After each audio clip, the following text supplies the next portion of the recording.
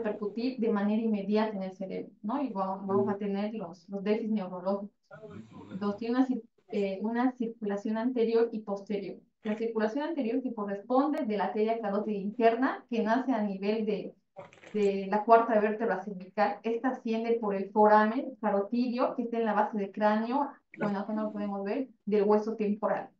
Esta va a ramas importantes, ¿no? Que es la primera rama, que es la arteria comunicante posterior, que esta se va a unir para formar el polígono de Willis. Aparte de esta, la carótida interna va a dar otras ramas que son importantes, que es la arteria cerebral media. Esta arteria cerebral media va a irrigar las caras laterales de los hemisferios laterales, que son una zona donde representa mayor acero. O sea, es una zona donde hay mayor compromiso, ¿no? Luego va a tener otras ramas, que van a ser la arteria comunicante anterior, la arteria cerebral anterior, ¿no? Y otras ramas que son penetrantes, las lenticuloestriadas, que van a encargarse de irrigar las estructuras más profundas, ¿no? Los ganglios basales. Sí, En cambio, el circuito posterior está derivada de la arteria vertebral que nace, la primera rama de la subclavia. Esta asciende por los agujeros de las apófisis transversas hasta formar la arteria basilar. La arteria basilar que se aloja en el surco, ¿no? En el surco del tronco encefálico. Esta va a tener ramas igual, las primeras ramas que van a ser la arteria cerebelosa superior, que se va a encargar de irrigar la arteria la cara superior del cerebelo, la arteria cerebelosa anterior-inferior, la cara, como su nombre dice, anterior-inferior, y la arteria cerebelosa posterior-inferior, como su nombre dice, la cara inferior del cerebelo, ¿no? Bien, entonces, según el territorio vascular que se comprometa, el paciente va a manifestar síntomas. Bien, en cuanto a la fisiopatología, como dijimos hace un momento, el flujo sanguíneo cerebral lo normal es de 45 a 60 ml. Entonces, según la disminución, según el umbral de disminución del flujo sanguíneo cerebral, el cerebro va a sufrir distintos cambios, o sea, las neuronas van a sufrir distintos cambios. Entre ellos, si va a haber una disminución de 15 a 18 ml por 100 gramos de tejido, va a haber fallas en la bomba del ATP, entonces, donde va a ocasionar que se liberen los factores de inflamación, ¿no? Entonces, cuando va a haber disminución menor a 10 ml por 100 gramos minuto, ¿qué va a haber? Va a haber signos de falla iónica, o sea, la, la bomba de sodio-potasio no va a poder trabajar. Entonces, ¿esto qué va a ocasionar? Va a ocasionar que haya una alteración de la función de las células no van a cumplir de manera normal, que habitualmente cumplirían la función. Número dos, va a haber un daño irreversible. ¿Cómo va a haber? Bueno, la fisiopatología es un poco complicado, pero en resumen, cuando hay una disminución del flujo sanguíneo cerebral, va a producir una lesión isquémica. Esta lesión isquémica va a hacer que se activen los canales de calcio. O sea, los canales de calcio va a hacer que se encuentren una concentración elevada dentro de la célula. Y a su vez, esto va a producir que una necrosis. Pero ¿cómo se va a producir la necrosis? Por una apoptosis celular, ¿no? Entonces, la lesión isquémica puede ser global o focal.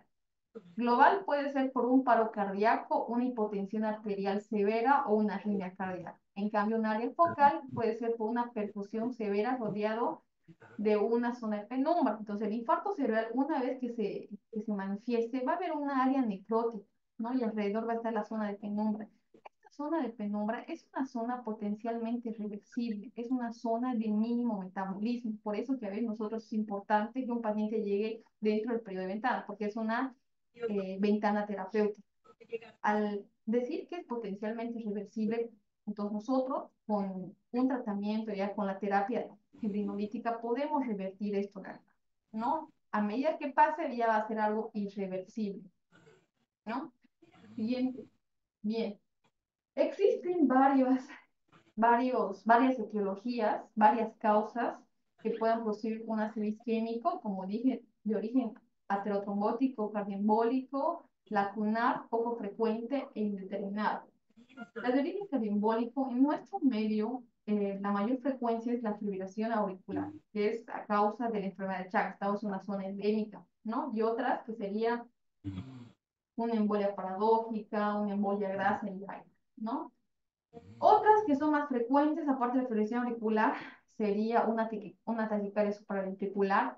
Ha habido pacientes con endocarditis infecciosas y endocarditis no infecciosas, ¿no? Unas vegetaciones estériles.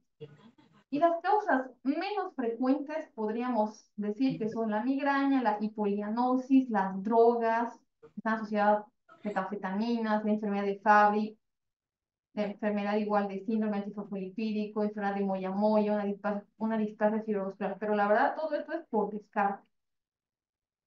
Bien, porque tendría que hacerse otros estudios para, la verdad, llegar a este diagnóstico. Por ejemplo, en enfermedad de Moyamoya necesita el paciente hacerse una angiografía.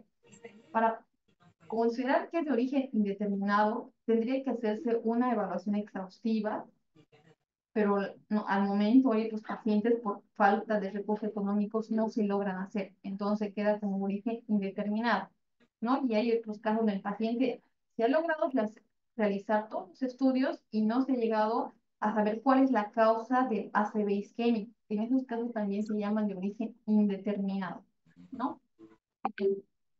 Entonces, como dije anteriormente, entre las causas principales tenemos de origen cardíaco la endocarditis infecciosa. Es importante cuando llega un paciente con ACV isquémico que tenga un pico febril, hay que descartar esta causa y que sea joven, con más razón, inmediatamente tendría que hacerse un ecocardiograma. ¿No? Bueno, después tenemos a la estenosis aórtica calcificada. Hay casos donde se hizo una angiotomografía debajo del cuello, una angiotomografía cerebral y no se ha logrado encontrar nada. Pero lo ideal sería igual hacer un ecocardiograma transtorácico para poder llegar a saber si realmente puede ser por una estenosis aórtica calcificada, ¿no? Como dije anteriormente, la fibrilación auricular. Hay pacientes donde se llegan a realizar ecocardiograma, pero no se ha logrado identificar la fibrilación auricular. En esos casos podría ser por una fibrilación auricular paroxística, pero para eso sería bueno realizar un Holter a las 24 horas y en un mes, pero ya el servicio de cardiología se encarga de eso, ¿no? Otro igual factor importante es el foramen oval permeable, que ya es congénito en pacientes jóvenes. Es una causa más frecuente en adultos jóvenes, menores de 55 años y mayores a 18 años de edad, ¿no? Bien, entonces, hay datos que nos orientan sobre un infarto cerebral de origen cardioembólico. Uno, cuando hay un paciente está estado de vigilia, ¿no? Hay pacientes que durante duermen presentan un infarto cerebral, ¿no? Que todo eso se debe a pacientes con infarto cerebral de origen aterotrombótico. En cambio, un paciente que está haciendo su actividad normal en el día, durante vigilia, es de origen cardioembólico. Las crisis epilépticas. Los infartos de origen cardioembólico no comprometen territorios vasculares grandes, ¿no? Pueden ser tal vez en el lóbulo frontal y te va a ocasionar crisis epiléptica. Bien, ¿qué más? Cuando hay una ausencia de aterosclerosis que ha sido confirmada por una angiotomografía, ¿no? Digo, en todo caso, que el perfil lipídico del paciente esté normal, que no haya una dislipidemia, ¿no? Entonces, en la tomografía nosotros tenemos que ver, eh, una vez que te... Ay, se cambió. Ya, bien. Entonces, ¿cómo saber si un paciente tiene un infarto cardioembólico? Vamos a repasar más adelante, pero generalmente estos pacientes tienen infartos con transformación hemorrágica, o sea, los pacientes de origen cardioembólico tienen altos riesgos de una transformación hemorrágica, ¿no? Los infartos son a nivel corticales, bilaterales y pueden ser múltiples. Y los infartos también pueden comprometer el núcleo lenticular, ¿no? Y a veces son infartos lacunares que no tienen ninguna sintomatología. Entonces, como dije en su momento, depende mucho de la semiología para saber dónde puede estar localizado el infarto. En caso de que se localice en el lóbulo frontal, que está aquí en la área motora primaria encargada de realizar los movimientos, el paciente va a tener una alteración de los movimientos, va a tener un déficit motor, ya sea del lado contralateral de la lesión. Va a haber un desvío conjugado de la mirada hacia el lado de la lesión. Va a haber, podría presentar los pacientes crisis convulsivas tónico-clónicas Depende de dónde está afectada. Si está en una área suplementaria de la área motora primaria, el paciente va a tener una disfasia, va a tener una afasia global porque va a estar comprometido el área de Broca, que es el área 44-45, ¿no? El paciente no va a poder emitir el lenguaje, ¿no? Puede haber una afasia leve, moderada o severa.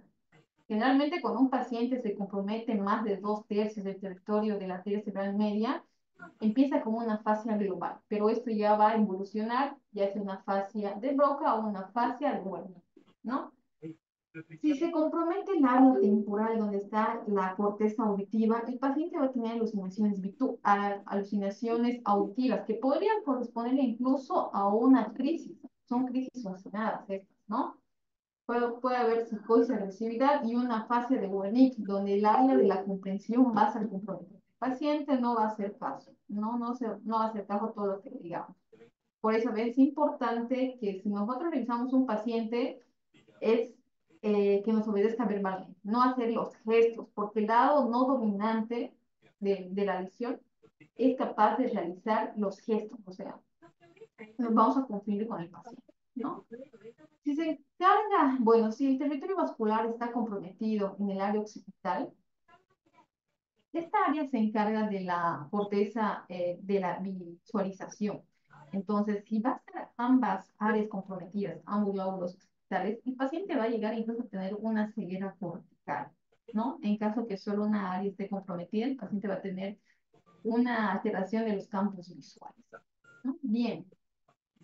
El resumen, bueno, por último, cualquier lesión que afecte el lóbulo parietal, el paciente va a tener síntomas sensitivos, ya sea náusea, va a tener una desorientación espacial, que se llama el síndrome de Hesma, una grafia, alexia, calculia, el paciente va a poder calcular diagnóstico, el paciente va a tener incapacidad para reconocer los objetos, ¿no? Y una, como dice, una desorientación espacial, no va a saber cuál es la derecha, izquierda, y los síntomas pueden comenzar de una severa por una hipoestesia. El paciente se va a fijar por un adormecimiento, ¿no?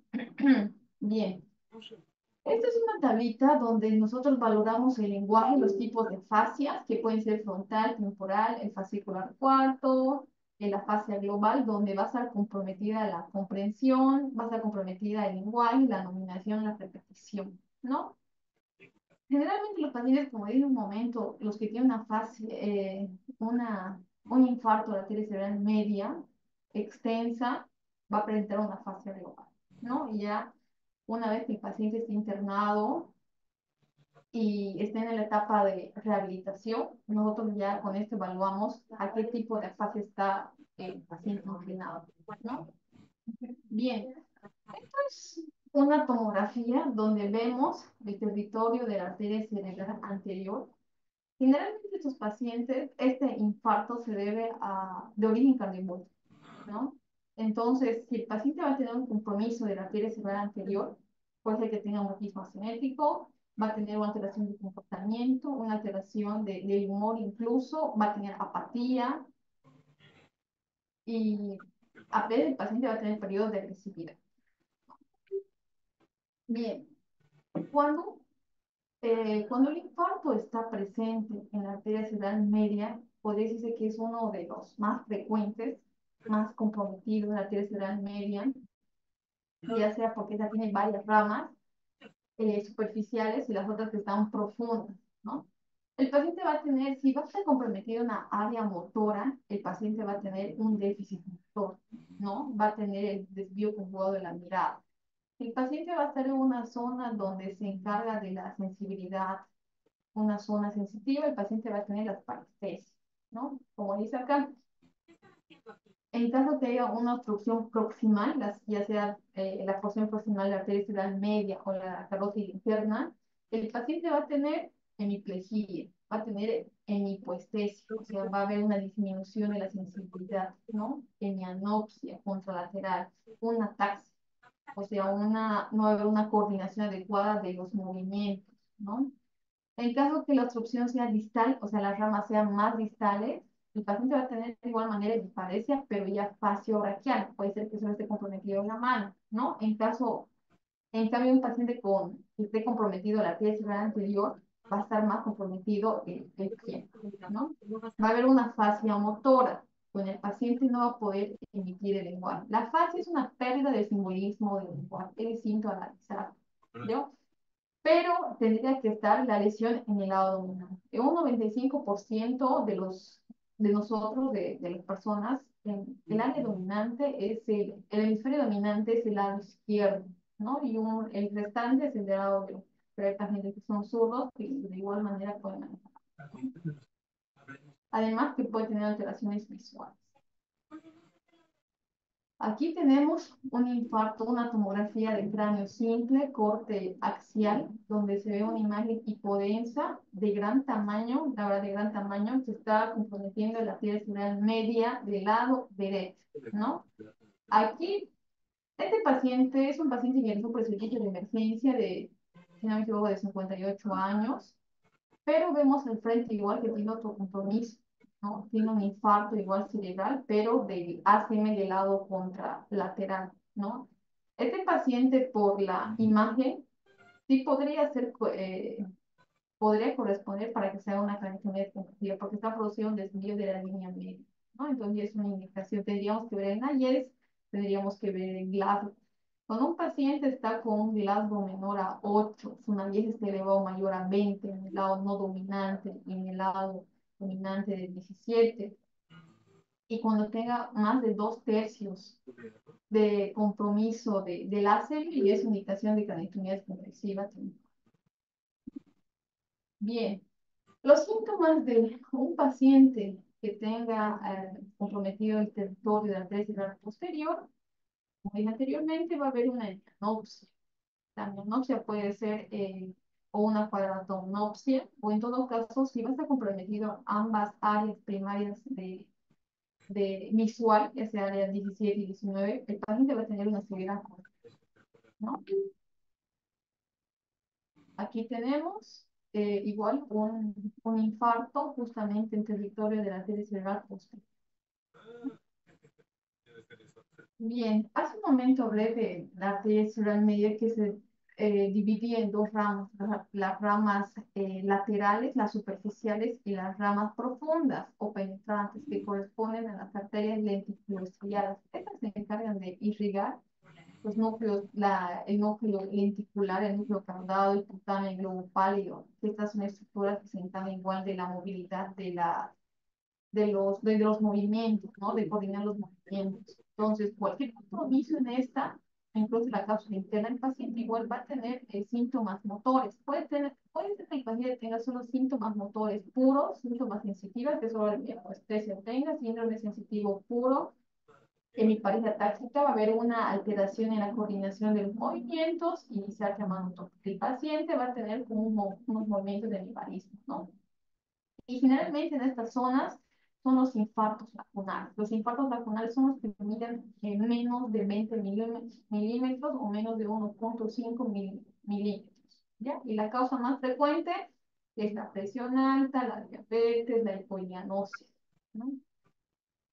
Bien, esto es importante conocer los factores de riesgo, ya que al tener esta enfermedad frecuente en edades extremas, 60, 70, 80 años, se han visto que estos factores de riesgo, igual diabetes, obesidad, dislipidemia, en esta edad, digamos, correspondía, no, se ha visto pacientes jóvenes de 40 años, 30 años ya, que padecen de una hipertensión arterial, de diabetes, de obesidad y dislipidemia. Entonces, la verdad, como dije un momento, esto es alarmante. De alguna manera tenemos que prevenir todo esto. ¿Por qué? Porque podría ocasionar una discapacidad y a la vez un impacto socioeconómico para la familia, para el establecimiento de salud incluso, ¿no? Existen factores no modificables que son la edad, sexo, raza. Aquí están incluso la genética, algo metabólico, ¿no? Los modificables, al ser modificables, se puede trabajar bastante en esto. La hipertensión arterial, pacientes que no tienen un buen control de las presiones, la diabetes, la obesidad, las dislipidemias. Hay pacientes que realmente vienen con triglicéridos elevados, más de 300, con LDH, igual de manera muy elevadas. Las enfermedades cardíacas, pacientes con enfermedades de Chagas, que es muy frecuente acá. Pacientes que tabaco, alcohol. El tabaco a la larga va a producir una fragilidad capilar. Entonces, con más predisposición va a producir un accidente vascular, el sedentarismo, ¿no? Los anticonceptivos orales, que es más relacionado en pacientes con síndrome antifosfolipídico y es igual en pacientes jóvenes. Los fármacos y drogas más se repercuten en los pacientes jóvenes, ¿no? Y los factores hematológicos, cualquier coagulopatía, incluso enfermedades, como dije en su momento, síndrome antifosfolipídico. Antes que ingrese un paciente al servicio de emergencia, es importante descartar los diagnósticos, los posibles diagnósticos diferenciales. Entre ellas son alteraciones metabólicas, ¿no? La hipoglicemia, hiperglicemia, hiponatremia, encefalopatía hepática. Todo esto corresponde a STROT-MIMI, que son los simuladores de ictus, de una serie isquémica. Las crisis epilépticas, por ejemplo, las crisis epilépticas jacksonianas, que te pueden producir una parálisis de TOT. Entonces, nos puede ser confundir con un paciente que presentó una serie isquémica. Los eventos psicógenos. Hay pacientes hipocondriacas que simulan bastante el déficit motor. Entonces, hay que hacer una buena evaluación. A medida que se hace una evaluación, nosotros podemos ir descartando todo eso, ¿no? La migraña. Ejemplo que sería una migraña familiar, hemipléjica, de pacientes jóvenes más que todo, ¿no? Que sufren de migraña y a la vez tienen un déficit motor, una hemiplegia, ¿no? Y también diferenciar con la tomografía de tumores sagrados, tal vez incluso neuroinfecciones, tuberculomas y demás, ¿no? Y por último, el hematoma subdural. Entonces, cuando un paciente ingresa en servicios de emergencia, se tendría que hacer la anamnesis de manera inmediata en caso que esté dentro del periodo de ventana, que sería de 3, perdón, hasta las 4.5 horas máximo, ¿no? Entonces, ¿cómo iniciado? Se inició de manera súbita. Por ejemplo, un paciente con cefalopatía metabólica, hipoglicemia, no va a comenzar de manera súbita, va a ir deteriorando el paciente. En cambio, en estos casos, el inicio va a ser súbito, ¿no? ¿Y cuánto tiempo ha pasado desde los síntomas? Generalmente, a veces hay pacientes que viven solos o que están manejando, se desconoce el inicio de los síntomas. Entonces, para eso se haría una resonancia magnética para que nos ayude a determinar qué tiempo pasó, ¿no? Y los factores de riesgo. Si un paciente tiene una arritmia cardíaca, una hipertensión, diabetes, entonces, y está focalizado con más razón, pensamos que sea tal vez un ácido isquémico o un ácido hemorrágico, ¿no ve? Entonces se tendría que pedir una tomografía de cráneo siempre inmediato y poder realmente confirmar si es un paciente con ácido isquémico y entra dentro de la ventana terapéutica para hacer la terapia fibrinolítica. O en todo caso, descartar que solo sea tal vez un ácido hemorrágico, ¿no? Entonces, una vez que ingrese el paciente, si hay cambios en el electrocardiograma, se tendría que pedir enzimas cardíacas, se tendría que auscultar el corazón, ¿no? Para ver si no tiene una arritmia cardíaca, porque el objetivo es que ingrese un paciente con infarto cerebral, es saber a qué causa corresponde para poder iniciar la prevención según el tratamiento secundario, la prevención secundaria, ¿no? ¿Y qué otros síntomas fueron asociados? Cefalea intensa, vértigo, mareos, alteración del lenguaje, ¿no? Y tendría primero que realizar un examen físico general y luego se realiza el examen neurológico. Bueno, al ingresar, el paciente tendría que estar ya con los signos vitales tomados, la presión arterial, la osimetría, en caso que sea un paciente que tenga un deterioro neurológico súbito, ya que sea candidato a terapia, a intubación artificial, tendría que realizar, ¿no? Ya exámenes complementarios tenemos el ecocardiograma, la angiotomografía de vasos del cuello, la angiografía en casos que sea un síndrome tal vez de moidamoide, un síndrome antifosfolipídico, ¿no? Y la resonancia magnética cerebral, en casos que dudemos el tiempo de inicio de los síntomas, pero estos no tendrían por qué alterarnos el tiempo en caso de que el paciente sea candidato a una terapia. Bien, hace un momento hablé de la clasificación de TOAS, que son estas, que sería el de origen cardioembólico, de origen aterotrombótico y de origen de otras causas y de origen criptogénico, o sea, que no se llega a determinar cuál es la causa. El de origen aterotrombótico se compromete más territorios de la arteria a nivel cortical y subcortical y mide mayor a 20 milímetros, ¿no? La de origen cardioembólico igual compromete regiones corticales y subcorticales mayor a 20 milímetros. Las que son menores de 20 milímetros son las arterias, los infartos vasculares, ¿no? Entonces, un paciente de origen cardioembólico va a tener algo positivo, algo cardíaco. En el ecocardiograma se va a ver tal vez un foramen arterial, va a haber un trombo intracavitario, aunque no hay pacientes igual que tengan trombo, ¿no? Entonces, se debe iniciar la anticoagulación lo más antes posible, pero siempre y cuando que sea mayor el beneficio que el riesgo, ¿no? Bien.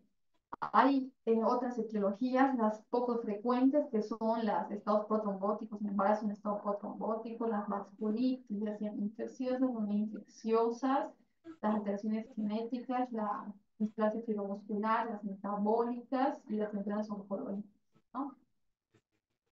Bien, entonces para el manejo de un paciente con accidente cerebrovascular, se debe primero tendría que ser simplemente prehospitalario, ¿no? Hay dos, prehospitalario y hospitalario. El prehospitalario comprendería ser una fase inicial. Ambas fases están se resumen en un rango de 8 reglas, ¿no? 8 que sería una detección, despacho, domicilio, derivación dentro del hospital, tendría que ser una evaluación, el diagnóstico, el fármaco y por último la desobstrucción del vaso. La detección sería cuando la familia sospeche de los síntomas o los signos de un ácido isquémico, que más adelante vamos a ver escala de Cincinnati. Es una escala muy facilita que la verdad todos deberíamos saber. Y más que un paciente que tenga factores de riesgo, una arritmia cardíaca, diabetes, una enfermedad de Chagas, ¿no? Entonces, una vez que se sospeche que un paciente tiene un ácido isquémico, se tendría un móvil, ya que una ambulancia, inmediatamente al lugar donde esté el paciente. Y en el menor tiempo posible tendría que llegar al domicilio, ¿no? Entonces, en el domicilio, el personal de salud tendría que evaluar, o sea, anotar qué síntomas han notado, los signos vitales están estables y de evaluación, las escalas, ya sea existen las escalas de ángeles prehospitales y la escala de medicina, y luego vamos a repasar eso, ¿no?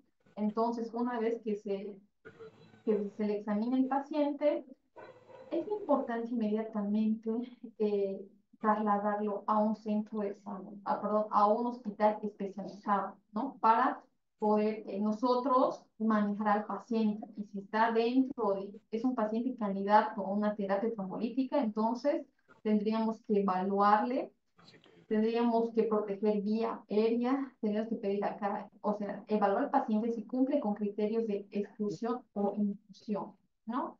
Pedir laboratorios lo más rápidos y lo más relevantes, la glucemia, hemograma, INR, las plaquetas, ¿no? Y evaluar igual pues, que no tenga hemorragia, algún antecedente de sangrado, ¿no? Bien, y las neuroimágenes, la tomografía de cráneo y la resonancia magnética. Tomografía de cráneo para saber si es un paciente con ácido isquémico o no. La resonancia magnética en caso de un paciente, al despertar, la familia haya notado el déficit neurológico, ¿no? Que no se sabe exactamente cuánto tiempo pasó desde el inicio de los síntomas.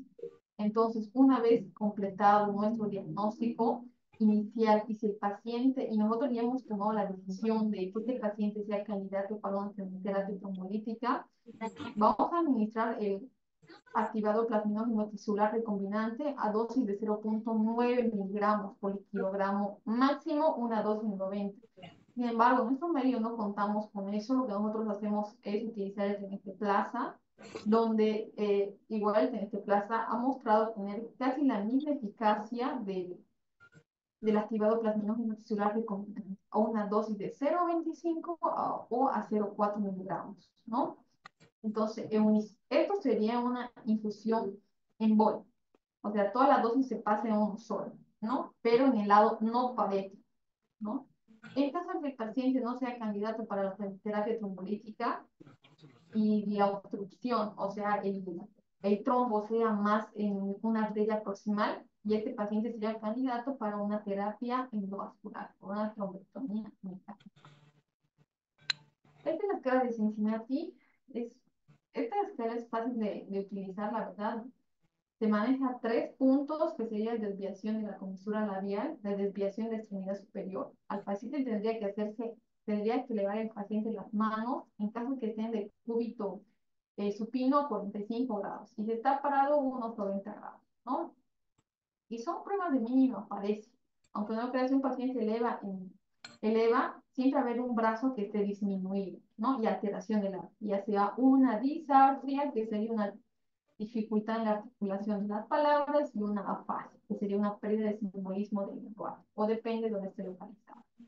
Esta es otra escala, es de un libro bonito de la Satie, es un libro muy bueno que el año pasado salió igual, lo manejan en escala, que comprende la edad que un paciente tiene mayor de 45 años, la ausencia de convulsiones, si el paciente tuvo convulsiones o tiene como el antecedente de epilepsia, la duración de los síntomas, si fue menor a 24 horas. Porque si un paciente está mejorando, no sería ya candidato por una terapia trombolítica. Si el paciente está en silla de ruedas, pues, y la glicemia, ¿no? Que es un simulador de ictus, un paciente con glicemia de 50 o que esté con hiperglicemia de 400. Más que todo se relaciona en pacientes con diabetes, ¿no? Las, las asimetrías, las faciales, la presión, cuando a un paciente le decimos que apriete nuestros dedos y nosotros evaluamos o comparamos la fuerza en ambos brazos, ¿no? Y de los brazos. Bien, bueno, seguimos con el tratamiento médico del ictus isquémico. Entonces, una vez que el paciente ingresa a servicio ya de emergencia, tendríamos que hacer un control neurológico para que este paciente no deteriore, o si está deteriorando, ya sería candidato para una cranitomía descompresible. Y primero, el examen clínico general, ¿no? Nosotros, ¿cómo evaluamos esto? Con la escala de Nayes. La escala de Nayes es una escala donde tiene evaluación cuantitativa, mide el déficit neurológico. Igual esta escala nos ayuda a medir la gravedad del accidente cerebrovascular y los días para el inicio de anticoagulación, ¿no? En caso de que un paciente tenga crisis convulsiva después del accidente cerebrovascular, se tiene que iniciar anticonvulsivante.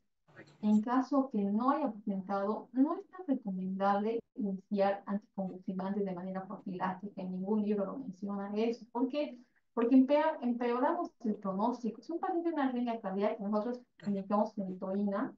Entonces la fenitoína igual produce arritmia cardíaca y mayor deterioro neurológico, ¿no? En vez de mejorar al paciente, vamos a ir perjudicándolo, ¿no? Entonces, nosotros lo que tenemos que hacer es una detección temprana de las posibles contraindicaciones para el empleo de trombólisis.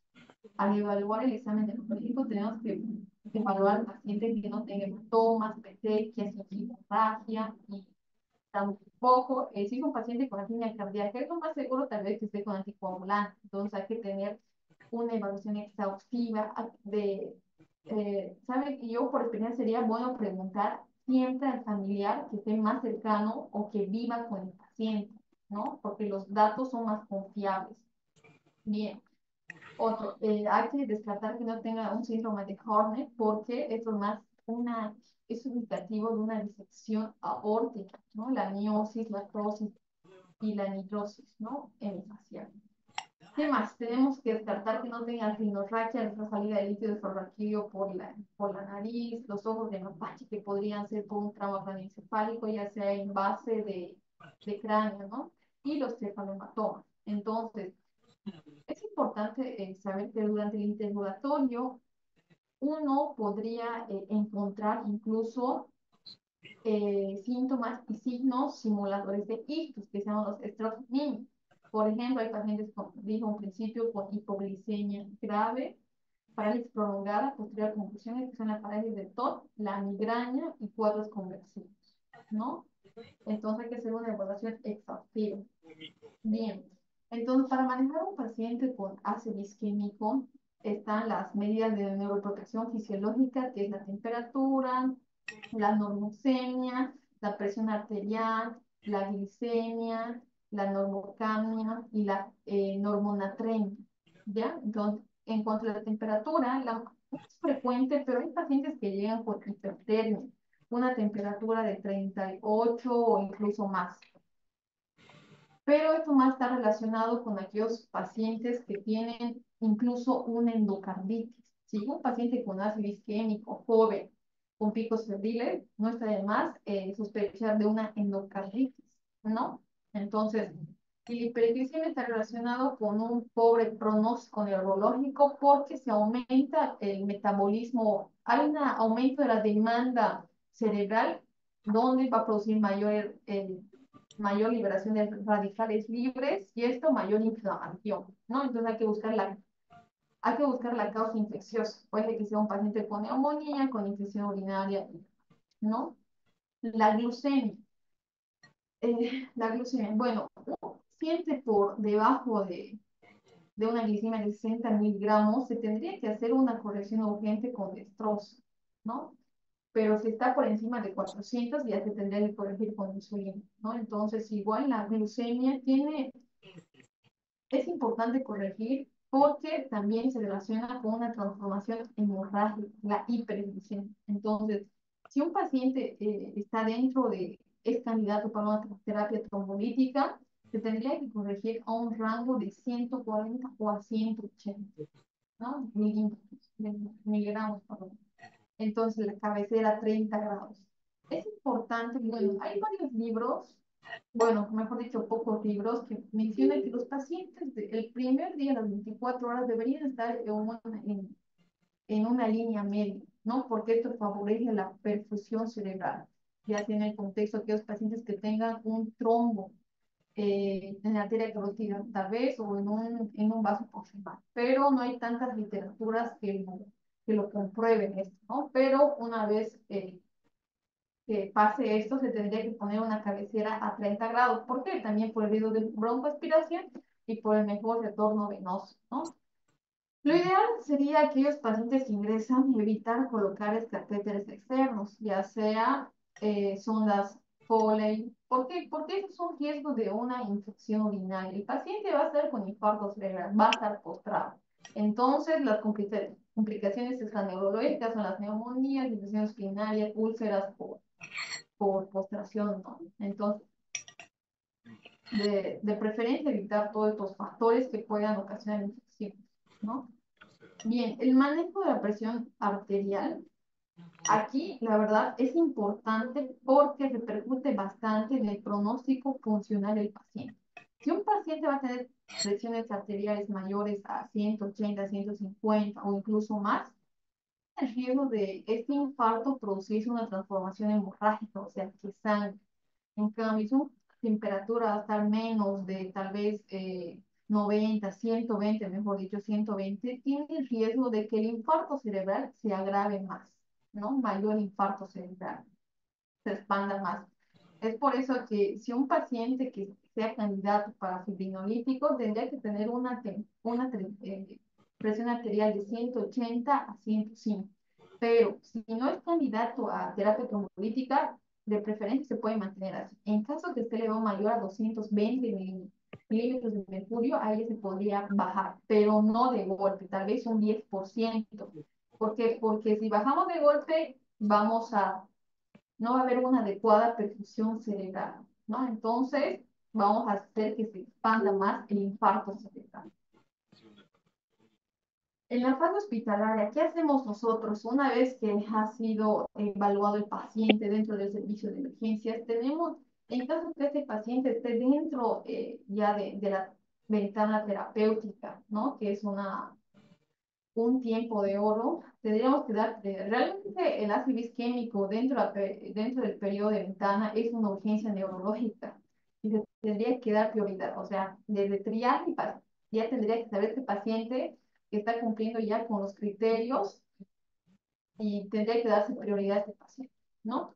Entonces, y también, como dije, descartar cuadros que simulen ictus. Se tiene que seguir un algoritmo diagnóstico, por ejemplo, ya dije, la escala de Nayer nos permite evaluar la gravedad del accidente vascular de este paciente que ha sufrido, los laboratorios, el hemograma, la glicemia, como dije, no puede estar mayor a 180, Igual para hacer una terapia trombolítica tendría que tener unas plaquetas mayores a 100.000 y un INR menos de 1,7. Las enzimas cardíacas se pide a aquellos pacientes que tengan una alteración del electrocardiograma o que tengan una cardiopatía, pero solo al inicio, ¿no? Si un paciente es candidato por una terapia trombolítica, si se quiere colocar sonda Foley o sonda nasogástrica, sería antes que pase el por el fiebre de sangrado más adelante, ¿no? Bien, una vez que se identifique todo esto, se le pide las neuroimágenes, que son la tomografía de cráneo, la resonancia magnética, de preferencia la secuencia de difusión, porque ya a los 30 minutos en la resonancia magnética, o a los 15 minutos, mejor dicho, ya se puede ver el edema, ¿no? A las 6 horas o a las 3 horas recién se ven los signos precoces en tomografía de cráneo, ¿no? Que vamos a ver más adelante cómo reconocer los signos precoces de un infarto cerebral. Y en secuencia FLIGHT, que significa que este paciente, hay pacientes que dicen que apenas le pasó el infarto cerebral, ¿no? O sea, los síntomas iniciales del infarto cerebral, pero ya en la secuencia FLIGHT se ve que ya el edema ya está establecido, entonces puede ser que haya pasado más de 6 horas. Entonces, cuando un paciente, si el paciente llega a la guardia, tendría que contar 0 minutos, ¿no? Tendría que hacerse una escala de ABC, donde tendría que reconocer los síntomas. El paciente tuviera tal vez una edad mayor de 45 años hasta los 65 años, incluso hay pacientes que son generalmente mayores de 80 años ya, pero es la verdad riesgo beneficio, ¿no? Tendría que hacerse una evaluación, los síntomas, una evaluación inicial, menos de 10 minutos, ¿no?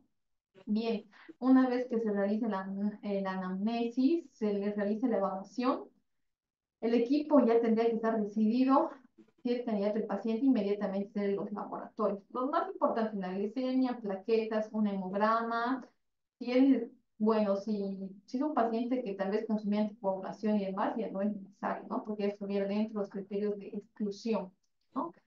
Bien, menor a 25 minutos tendría que hacerse las neuroimágenes, tomografía de cráneo, lo ideal, pero en caso que sea necesario, una resonancia magnética, ¿no? Mientras menor tiempo se realiza la terapia fibrinolítica, menos secuelas para el paciente, menos riesgo para el paciente, ¿no?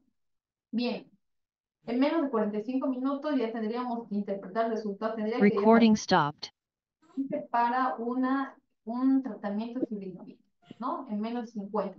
Esto también se llama como hora de oro, porque es importante para que podamos evitar la mortalidad, ¿no? Incluso la discapacidad en estos pacientes. ¿Cuánto tiempo me queda de hora? No, gracias. Ah, ya, gracias. Esta es la escala de Nayes que nosotros utilizamos, como digo en principio, para evaluar la gravedad de aquellos pacientes con accidente cerebrovascular, que comprende 11 puntos. Una escala leve, perdón, una Nayes leve sería de 1 a 6 puntos, de 6 hasta 12 puntos sería moderado y mayor de 14 puntos y es un accidente cerebrovascular severo, ¿no? Entonces un paciente que realmente está grave. Aquí se toman varios puntos, que es el estado de alerta, las preguntas orales, las órdenes motoras. Incluso en esta escala de Nayes te dice lo que tienes que hacer. Por ejemplo, en órdenes motoras, el paciente tendría que cerrar, abrir la mano, cerrar, abrir los ojos, pero sería evaluar el lado no parético, ¿no? La mirada conjugada. Un dato importante, igual, cuando un paciente tiene un desvío conjugado hacia el lado de la lesión, entonces puede ser que el paciente igual esté usando con infarto cerebral o una ¿no? Los campos visuales por Recording in progress.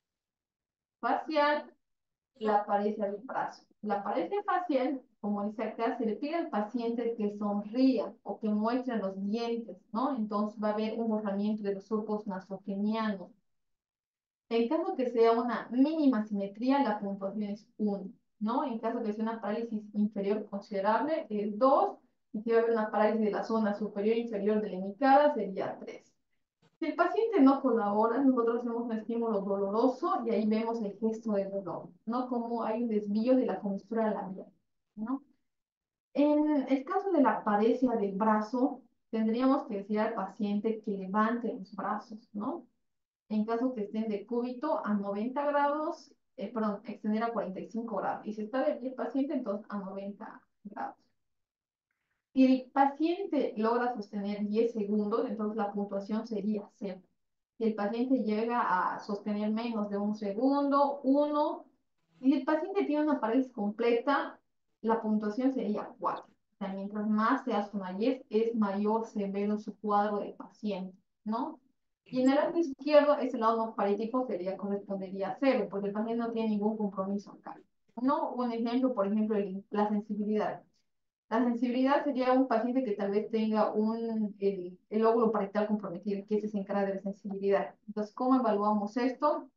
Con una aguja súper delgadita, muy delgadita, o incluso tenemos otros para evaluar como un cepillito. El paciente tendría que estar con los ojos cerrados, ¿no? Tendría que estimularse a ambos lados. Si el paciente siente lo mismo a ambos lados, entonces puede ser que no tenga una alteración de la sensibilidad. En cambio, si el paciente en un lado siente menos, en el otro lado siente normal, entonces hay una leve hipoxia porque lo nota. En caso que un paciente esté comatoso y esté sedado, entonces, 2, la mayor puntuación, porque no se ha logrado evaluar, ¿no? En el lenguaje, se le pide, bueno, se le muestra un dibujo al paciente donde el paciente tendría que describir todo lo que está viendo dentro del dibujo, ¿no? En todo caso, que no haya un dibujo, se le muestra una lista de pacientes y el paciente tendría que mencionar. Ahí evaluamos si el paciente tiene una disartria o una fase. Una fase sería en el lado dominante del hemisferio, ¿no?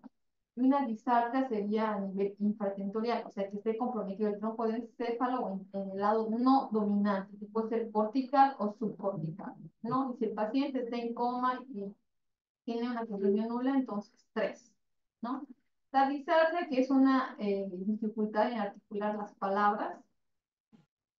¿Cómo se valora al paciente? Se valora diciéndole que escriba, perdón, que diga una oración, se evalúa porque el paciente vamos a decir que diga su nombre, cuántos años tiene, si está orientado o no está orientado, una frase, ¿no? Y ahí podemos notar que el paciente tiene una disartria o no. Pero como dije, disartria es más que todo con pacientes que tengan una lesión en tronco del cerebelo, perdón, en tronco del encéfalo y en el cerebelo también, o sea, una lesión infratentorial o en el lado no dominante, ¿no? Si está leve, moderada, pero se puede entender, 1, pero si es grave y el paciente está en coma, 2, ¿no? Bien, entonces, estos son los signos precoces de un infarto cerebral. Entonces, si un paciente tiene un infarto cerebral, ha sufrido una accidente vascular en menos de una hora, lo que nosotros vamos a ver va a ser un borramiento de los surcos corticales. Vemos acá una tomografía de cráneo simple, corte axial, donde acá no podemos diferenciar la sustancia gris ni la sustancia blanca. Entonces, es por el edema cerebral que va a tener. Igual hay un borramiento del núcleo caudado de la cápsula interna, ¿no? Entonces, hay un borramiento de los ganglios basales. Entonces, lo más seguro que la imagen, el ácido isquémico se va a establecer. ¿No? Aquí vemos igual borramiento de la cintilla insular, los surcos corticales, y aquí está ya el infarto establecer, y es un infarto extenso que está comprometiendo casi todo el territorio de la arteria cerebral media, ¿no? En este otro dibujo hay un borramiento del ribete insular, ¿no? Entonces es un signo precoz de un paciente con infarto cerebral. Entonces es probable, junto con la clínica y ya con la tomografía, es un infarto cerebral. Pero tendría que hacerse una tomografía a las 24 horas. Se hace una tomografía al ingreso a las 24 horas. Si el paciente deteriora, incluso se puede hacer inmediatamente y no esperar las 24 horas. Pero si el paciente continúa estacionario, se puede hacer al séptimo día, ¿no? Para ya ver el inicio de anticoagulación o inicio de antiagregación. Aquí tenemos otros dibujos de los signos precoces de infarto cerebral, que es la hiperdensidad de la arteria cerebral media. Aquí es donde nos muestra el trombo, o sea, en esta parte proximal de la arteria cerebral media está el trombo, por eso esta parte está hiperdensa. Igual el signo del punto donde ahí está el trombo, igual se puede ver en esta cintilla insular, o el valle silviano, perdón. Bueno, en esta tomografía vemos la de abajo, en el C, hay un borramiento del ribete insular, que es un signo igual precoz.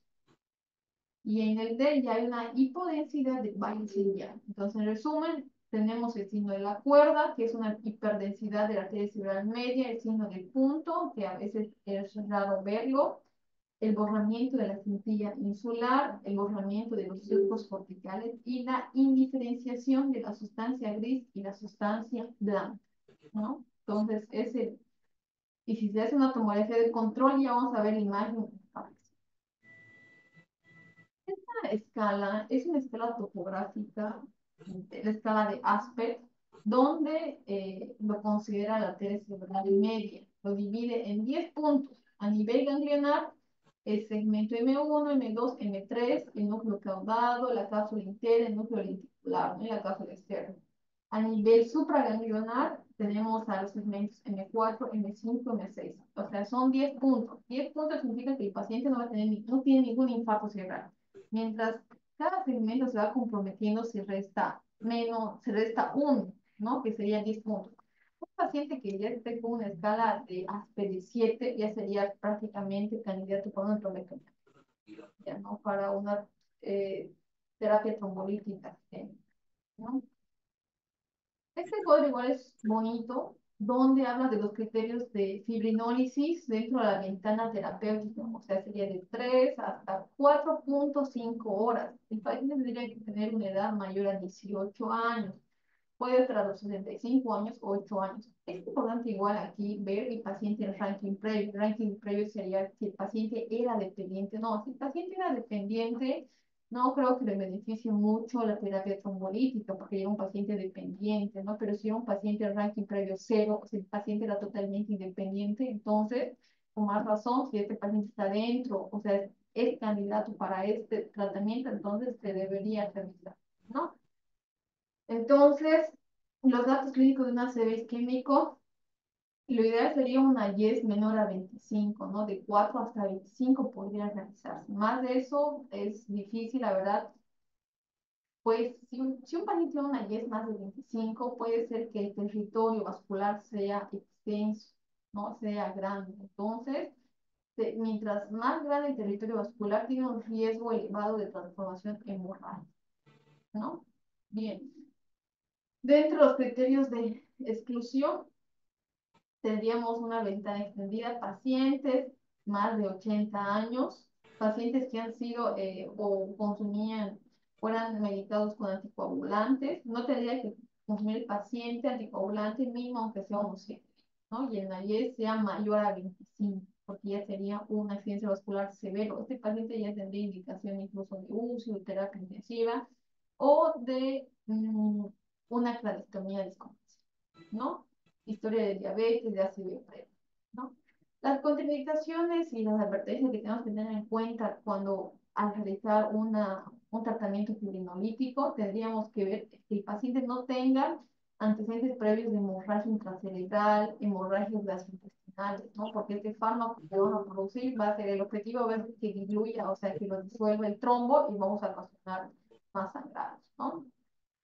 Como dije, existencia de un sagrado activo, es por eso que se tiene que hacer una evaluación inmediata. El INR no puede estar más de 1,7 y las plaquetas no pueden estar menos de 100, ¿no? O realizar, aunque el paciente tenga un antecedente de una cirugía mayor en los últimos 14 días, ¿no? O como dijo, una hemorragia del tracto urinario en los últimos 21 días, ¿no?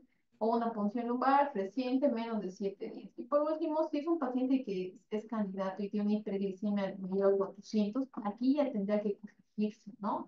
O incluso que esté menor a 50, también tendría que corregir el contexto.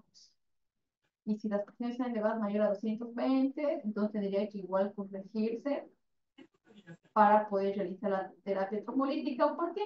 Porque con esas presiones elevadas tenemos el riesgo de que se haga, que se transforme a una ACV hemorrágica. ¿Qué más? Bien.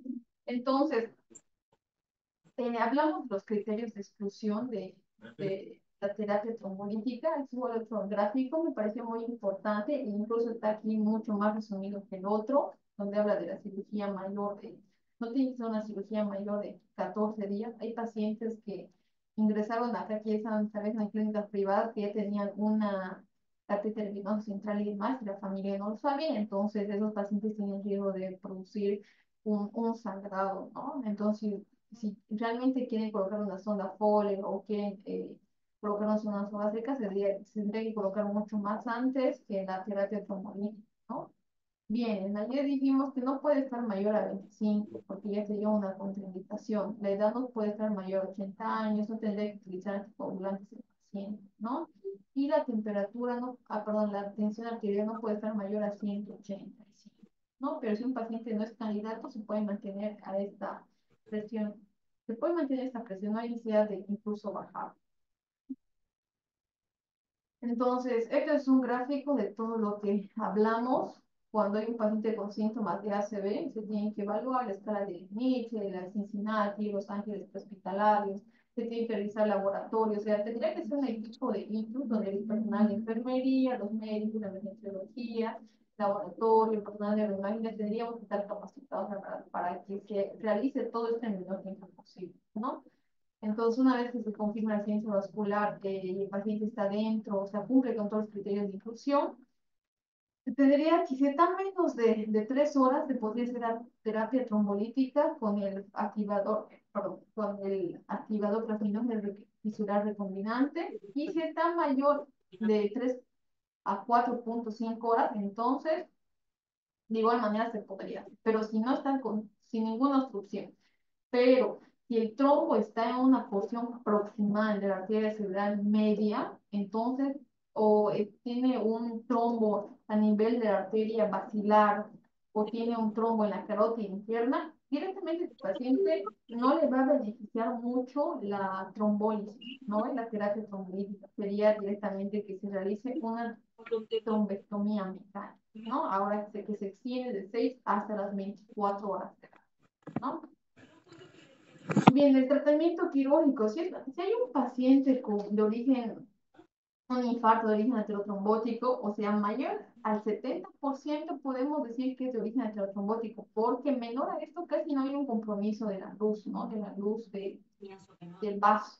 En este caso, un paciente presenta mayor del 70% y tiene síntomas, y ahí tendría que venir intervenir cirugía vascular para que se haga una endarterectomía carótida, ¿no? En aquellos pacientes que tengan tal vez una aterosclerosis crónica donde sea calcificaciones, ya no hay necesidad de hacerlo. Y el tratamiento sería al inicio antitrombóticos, ya sea clopidogrel y la torvastatina tendría que estar a una dosis de 40 miligramos durante, aunque sea un mes, y luego bajar a 20 miligramos, y tendría que ser un perfil lipídico de unos 3 meses, ¿no? La terapia trombótica, ya sea la aspirina o el clopidogrel. A un paciente con ataque isquémico transitorio, cuando ingresa al servicio de emergencia, se le aplica a los dos, una doble antiagregación plaquetaria. Un mes podría seguir con el clopidogrel y continuar con la aspirina, ¿no? Entonces, una vez los pacientes que han sufrido un accidente cerebrovascular tienen varias complicaciones. Uno, que es un deterioro cognitivo. Mientras el paciente tenga más lesiones, va a haber más daño cicatrizal, ¿no? El cerebrito va a estar más dañado, entonces a la larga el paciente va a tener ya fallas en la memoria, fallas en el razonamiento. Entonces, una complicación grave que es el deterioro cognitivo, ¿no? Entonces, un ictus progresivo es un paciente que a pesar que esté con la medicación, sufre una accidente vascular con la medicación, ¿no? Entonces, es importante por eso que este paciente realice un control adecuado con el servicio para, ya sea cardiología o endocrinología, para minimizar los factores de riesgo y evitar un episodio nuevo, ¿no? La transformación hemorrágica. Si un paciente se deteriora en las próximas horas después de haber sufrido un ácido isquémico, es posible que esté cursando alguna transformación hemorrágica. Para ello se tendría que hacer una tomografía urgente si el paciente deteriora. Si el paciente ingresa con una IES de 12 y en las próximas horas baja 2 puntos en la puntuación, o sube, perdón, 2 puntos en la puntuación en la IES, entonces tendría que hacer una tomografía de cráneo urgente, ¿no? Y si un paciente de Glasgow está con Glasgow de 13 y baja una puntuación de 12 o 11, 2 puntos, y tendría que hacer una tomografía urgente. Es importante igual ver el diámetro pupilar, que no tenga un paciente signo de herniación cerebral, ¿no? Las convulsiones, al tener ya una lesión en el cerebrito, una lesión estructural, nos va a ocasionar. Hay pacientes que no tienen convulsiones, pero sin embargo otros pacientes que sí tienen convulsiones, ¿no? No generalmente se va a presentar, se puede presentar después de años, ¿no? El objetivo es con los medicamentos es un control de la crisis, ¿no? Las apneas del sueño y por último, un paciente que sea candidato a una craniotomía compresiva tiene alta predisposición igual de presentar una neuroinfección, ¿no ve? O si un paciente con un accidente hemorrágico ha producido una hidrocefalia, igual puede producir una neuroinfección posterior a la cirugía, ¿no? Y no olvidemos las complicaciones extraneurológicas, que puede ser una neumonía, una infección de tracto urinario, unas úlceras por decúbito, ¿no? Ya. En cuanto a la prevención secundaria, una vez que tengamos ya el tratamiento agudo del paciente estabilizado, tendríamos nosotros llegar a la prevención secundaria. Y luego sería la rehabilitación y la prevención. La prevención secundaria depende. Si la causa es de origen aterotrombótico, es un paciente con dislipidemia, que tenga placas de ateromas en los vasos sanguíneos, entonces lo ideal o buen tratamiento, el antiagregación, ya sea aspirina o clopidogrel, ¿no? O si es un paciente con ataques típicos transitorios, se puede utilizarlo. Y no olvidemos las estatinas, igual la torvastatina, ¿no? La torvastatina es un paciente menor de 60 años, nosotros damos 80 miligramos de SPRAV durante 3 días y luego ya vamos bajando. Hasta un mes, 40 miligramos y luego 20 miligramos si tuviera que mantener el paciente y hacer un control, un perfil, ¿no? De control. En caso que el paciente tenga un infarto cerebral por una causa cardioembólica, tendría que utilizarse anticoagulantes. Los anticoagulantes, los ACOs, los anticoagulantes orales, el rivaroxaban, el levixaban, se ha visto estudios, bueno, se han encontrado estudios que tienen incluso mayor eficacia que la warfarina. Además, para la práctica del paciente tienen menos riesgo igual de sangrado, porque la warfarina tendría que estar muy bien entre 2 y a 3, a veces el paciente a veces desafortunadamente no cumple, no es tan disciplinado, ¿no? Entonces, porque igual tiene el riesgo de sangrar más adelante. O sea, vamos a tratar de proteger una ACV isquémica, sin embargo, más adelante, porque es un paciente disciplinado, puede ocasionar una ACV hemorrágica. Por eso, de preferencia, utilizamos nosotros el Privaroxaban, y es un paciente con una enfermedad renal, el apixaban, ¿no? Que tendría que ajustar según la dosis, según la función renal.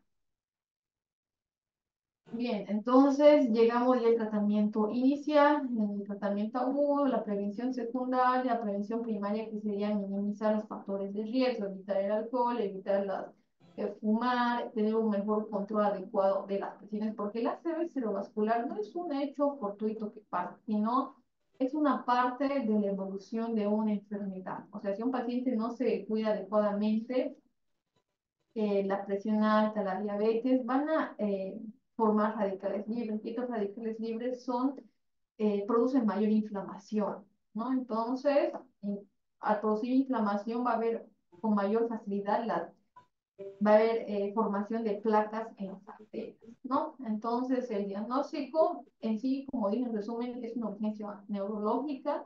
Una vez que se reconozcan los síntomas y si los familiares saben más que, digamos,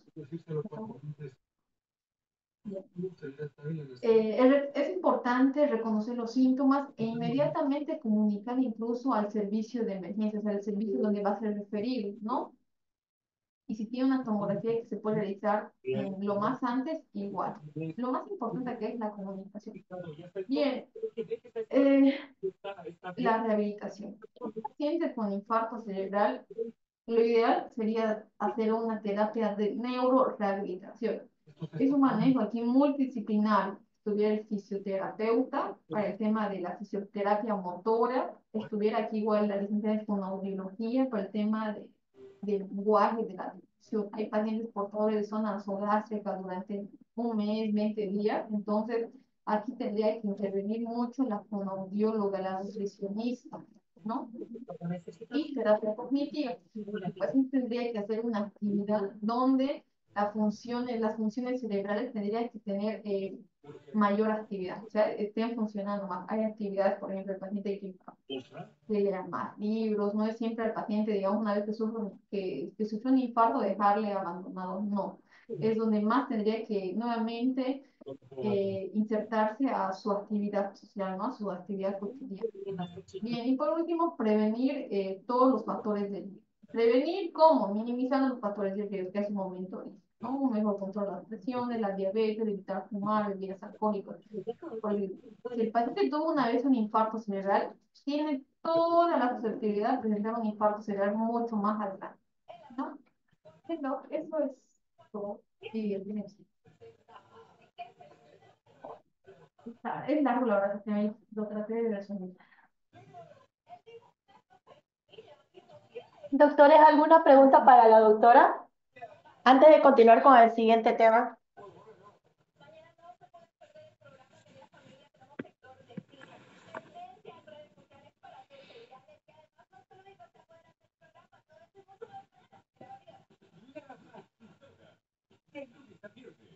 Doctores, ¿alguna pregunta, alguna duda?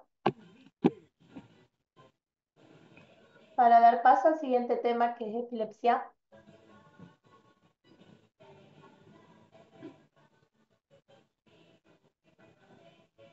Hola, doctores.